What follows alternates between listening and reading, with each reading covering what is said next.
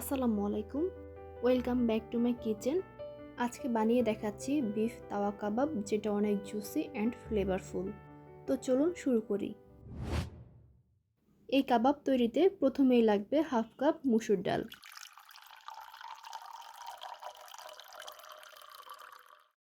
এখন কিছুটা পানি দিয়ে এর ডালগুলোকে খুব ভালোভাবে ক্লিন করে নিতে হবে। এরপর পানিটাকে ঝরিয়ে নিয়ে ডালগুলোকে আধা ঘন্টার মতো ক্লিন পানিতে ভিজিয়ে রাখবো। এখন এই ভিজানো মুসুর ডালগুলোকে হাফ কাপ পানি দিয়ে ব্লেন্ড করে নিব।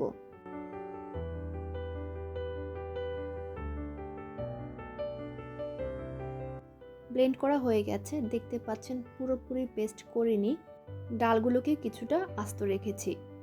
তো এখানে কাবাব তৈরির জন্য আজকে আমি ব্যবহার করব গরুর মাংসের সলিড পিসগুলা।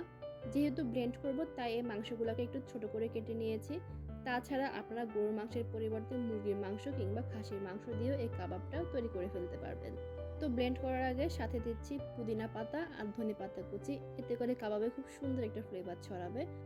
আর সাথে দিচ্ছি 5টা আস্ত কাঁচামরিচ। এখন এই মাংসটাকে কোনো রকম পানি ছাড়াই আমি ব্লেন্ড করে নিচ্ছি। আর এখানে আমি টোটাল 250 গ্রাম মাংস ব্যবহার করেছি। আর ব্লেন্ড করার পর মাংসগুলো এমন হয়েছে। আর ব্লেন্ড করার পর দেখতে পাবেন মাংসের থেকে একটা সাদা চর্বির মতো বের হয়ে আসবে। এটা তুলে ফেলে দিবেন, কারণ এটা খেতে ভালো লাগবে না আর খুব সহজে এটা সেদ্ধও হবে না। তাই এই মাংস থেকে এই চর্বিগুলোকে আমি বেছে বেছে তুলে ফেলে দিচ্ছি।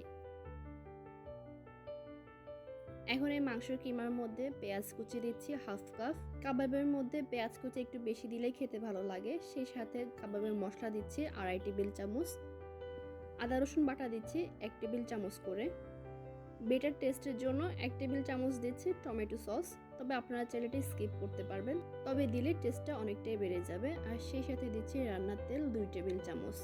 তেল দেওয়াতে মাংসের কিমাটা হাতে লেগে থাকবে না। আর দেওয়া হয়ে গেলে সব কিছুকে এখন একত্রে একবার মাখিয়ে নিচ্ছি।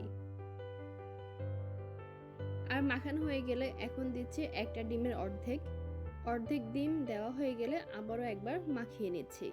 এখানে পুরা ডিমটা ব্যবহার করিনি, কারণ পুরা ডিমটা দিলে দেখা যাবে এই মাংসের কিমাটা পানি পানি হয়ে যাবে, পরে খেতে ভালো লাগবে না। তাই এখানে একটা ডিমের অর্ধেক ব্যবহার করেছি।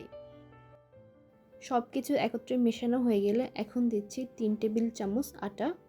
কাবাবের বাইন্ডিংটাকে ভালো করার জন্য এখানে আমি আটা ব্যবহার করেছি, আপনারা চাইলে ময়দাও ব্যবহার করতে পারবেন।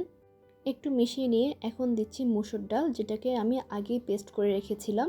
এখন সব কিছু একত্রে মিশিয়ে নিচ্ছি শেষবারের মতো।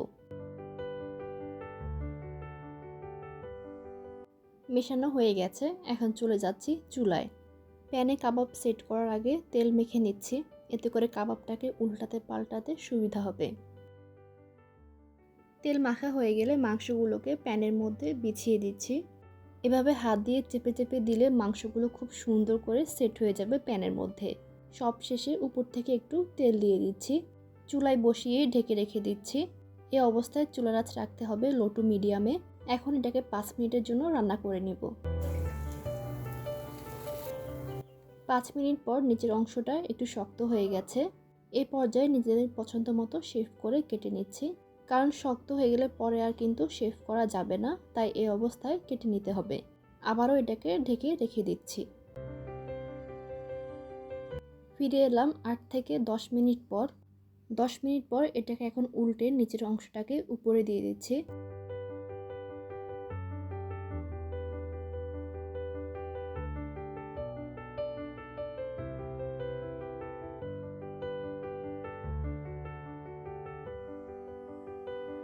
এখন এটাকে আরও 10 মিনিট চুলার আঁচ লো টু মিডিয়ামে রেখে ঢেকে রেখে দিচ্ছি। আরও 10 মিনিট পর অলমোস্ট কাবাবগুলো রান্না হয়ে গেছে। উপর থেকে একটু পেঁয়াজ কুচি, ধনেপাতা কুচি আর কাঁচামরিচ কুচি ছড়িয়ে দিচ্ছি। আর এখন 5 মিনিটের জন্য আবারও ঢেকে রেখে দিচ্ছি। ফিরে এলাম 5 মিনিট পর। এই কাবাবটা হয়ে গেছে। এই কাবাবের প্রতিটা পাশ রান্না হতে আমার প্রায় 10 থেকে 15 মিনিটের মতো টাইম লেগেছে। টোটাল 30 মিনিটের মতো টাইম লেগেছে। তবে কাবাবটা যেন বেশি ওভারকুক না হয়ে যায়, সেদিকেও অবশ্যই খেয়াল রাখবেন। কাবাবটা একদমই জুসি আর ফ্লেভারফুল হয়েছে। আশা করছি রেসিপিটা আপনাদের ভালো লেগেছে। ট্রাই করে দেখবেন আর কেমন হলো কমেন্টে জানাবেন। আর ভিডিওটি ভালো লাগলে অবশ্যই লাইক শেয়ার করবেন। আর নতুন নতুন রেসিপি পেতে চ্যানেলটিকে অবশ্যই সাবস্ক্রাইব করে পাশে থাকবেন।